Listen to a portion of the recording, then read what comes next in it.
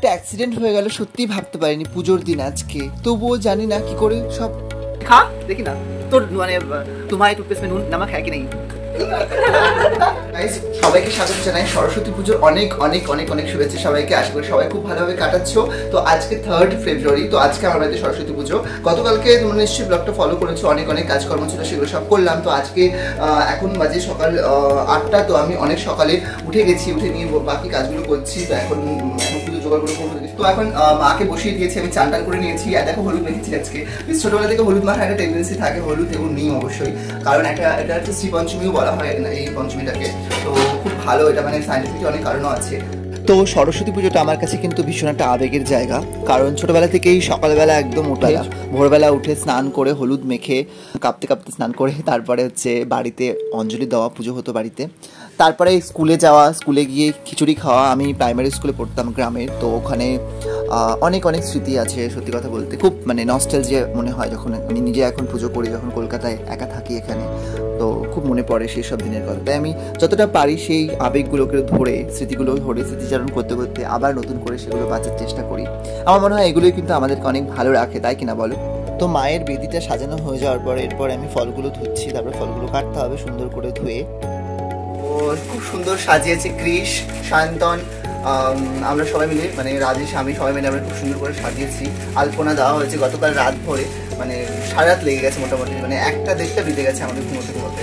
তো তারপরে এখন এই পুজোর জোগাড় চলছে। আমি নিজে যেহেতু পুজো করি তো ঠাকুর মশাই আসার অত বেশি তাড়া নেই, কিন্তু তবু পঞ্চমী যেহেতু কম সময়ের মধ্যে, তো অলমোস্ট আমাদেরকে এখন পুজোয় বসতে হবে। তো দেখো তোমরা, খুব সুন্দর সাজানো হয়েছে, দেখতে এসো।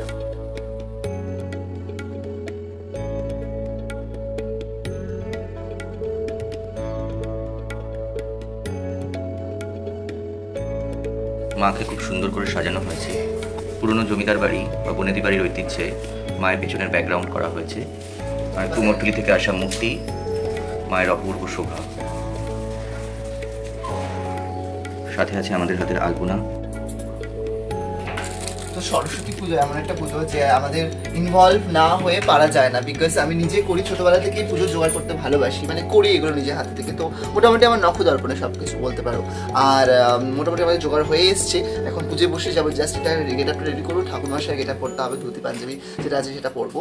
ধুতি আর উত্তরই নেবো, হয়তো পাঞ্জাবি পরবো না, কারণ পাঞ্জাবি পরে আবার বিকেলবেলা ঘুরতে বেরোবো। আর সবাই মিলে আমরা করছি। ওদিকে ক্যামেরার উপরে আছে রাজেশ, আর আমি সায়ন্তন। এখানে কি করছিস তুই? আমি পঞ্চপ্রদীপ সাজাচ্ছি। চলো কন্টিনিউ হবে এটা। আর ওদিকে আলুর দম বানিয়েছি, তুই ভালো করে দেখে আছে রাজেশ, আলুর দম কেমন বানিয়েছিস? এখানে একটু মেসি হয়ে রয়েছে, বিকজ কাজ করছি, বুঝতেই পারছো। এখানে ওই বিটখুন্ডি কদমা সব রয়েছে, এখানে ফল রয়েছে, ফল আর কাটবো না, এভাবে আমি মাকে সার্ভ করবো, মাকে মানে উৎসর্গ। এদিকে রাজেশ আলুর দম বানাচ্ছে।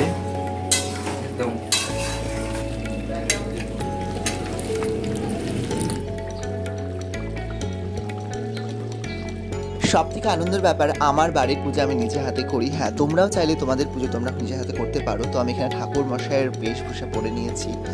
আর তারপরে মোটামুটি আমি নিয়ম নিষ্ঠা মেনে যতটা পারি নিজের মতো করে মাকে ডেকে পুজো করার চেষ্টা করি। দেখো 100% কখনো সঠিক নিয়মে কেউ পুজো করতে পারে না, সেখানে ভুল ত্রুটি থাকবে, কিন্তু তার মধ্যেও কিন্তু মাকে আমরা আন্তরিকভাবে ডাকতে পারি। তো সেটাই আমি চেষ্টা করি করার। পুজোর পরে ফল প্রসাদ, বাকি প্রসাদ সার্ভ করছি, সবাই মিলে প্রসাদ নেব। তারপরে খিচুড়ি রান্না করতে হবে, তো সেটা একটা বড় টাস্ক। তোমরা কি বলো, আমাকে কেমন লাগছে দেখতে? বলো বলো, অবশ্যই কিন্তু জানাবে। পুজো করে নিলাম বন্ধুরা, পুজো করার পরে সত্যি এত ভালো লাগছে। তো তোমাদের সাথে তোমরা নিশ্চয়ই দেখেছো, ছিলে সাথে সাথে থেকো, সারাদিনটা যেমন করে কাটাবো তোমাদের সাথে শেয়ার করবো। তো এখন আবার কাজে ফিরতে হবে, পুজো হয়ে গেছে, পুজো একটা বড় কাজ, সব থেকে ইম্পর্টেন্ট কাজ সেটা হয়ে গেছে। তো এখন আমরা বাকি সব কাজগুলো করে নেবো। তো আমার আজকে এই বেশভূষা ছিল, তো কেমন লাগছে অবশ্যই জানিও আমাকে সবাই। ওটা চেঞ্জ করে আমি খিচুড়ি বসিয়ে দিলাম, কিন্তু একটা বিরাট ঘটনা ঘটে গেছে তার মাঝখানে। তো আমাদের জীবনে প্রত্যেকটা সিচুয়েশন আগামী সময় কি আসছে আমরা কিন্তু জানি না, তাই না? কেউ জানি না। তো কখন কোন অ্যাক্সিডেন্ট হবে আমরা কেউ জানি না, তাই আমাদের উচিত সাবধানে কাজ করার। আমরা করিও তাই, কিন্তু অ্যাক্সিডেন্ট শব্দটাই এরকম যে কখন কি হবে সত্যি আনসার্টেন। তো আমার সাথেও আজকে সেই ঘটনাটাই হলো। আজকে সরস্বতী পুজোর দিন, হয়তো মায়ের অশেষ কৃপা ছিল যে অল্পর মধ্যে দিয়ে আমি বেঁচে গেলাম, হয়তো সেরকম বড় কোনো ক্ষতি হয়নি। ঈশ্বরের আশীর্বাদ থাকলে যেখানে তরোয়ালের আঘাত লাগতো সেখানে সূচের আঘাত লাগে। তো সেটাই আজকে আমার সাথে হলো। একদম ভালো মতোভাবে রিয়েলাইজ করলাম যে ঈশ্বরের সঠিক আশীর্বাদ ছিল।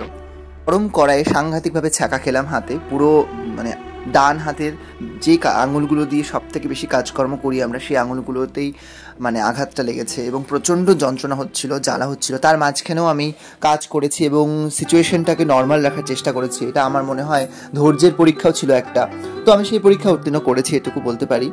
আর বাকি তো ভগবান সমস্যা দেয়। যাই হোক, তার মাঝখানেও কাজকর্ম চলবে।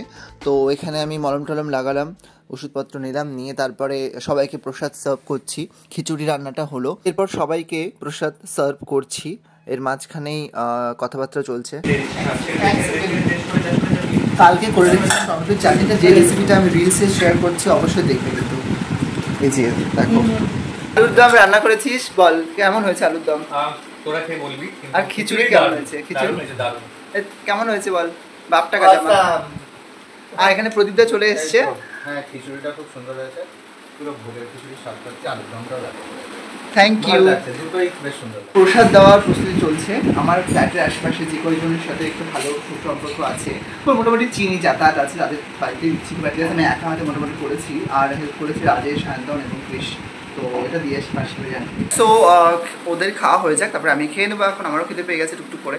আর এভাবে চলতে থাকবে। আর বিকেলবেলা কোথায় বেরোচ্ছি অবশ্যই তোমাদেরকে দেখাবো।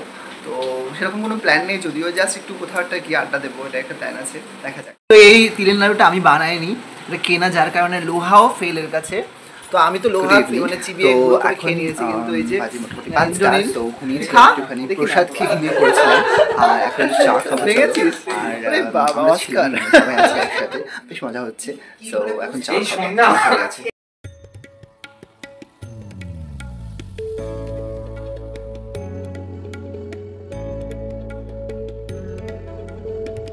তো আমরা সবাই আছি এখন, সায়ন্তন, রাজেশ, আমি, কৃষ, তারপরে ওদিকে প্রদীপদা আর ইন্দ্রনীল, আমরা সবাই আছি। তো আমরা বিকেলে খাওয়া দাওয়া করে একটু ঘুমিয়েছিলাম, বিকেলবেলা তারপরে চা খেলাম।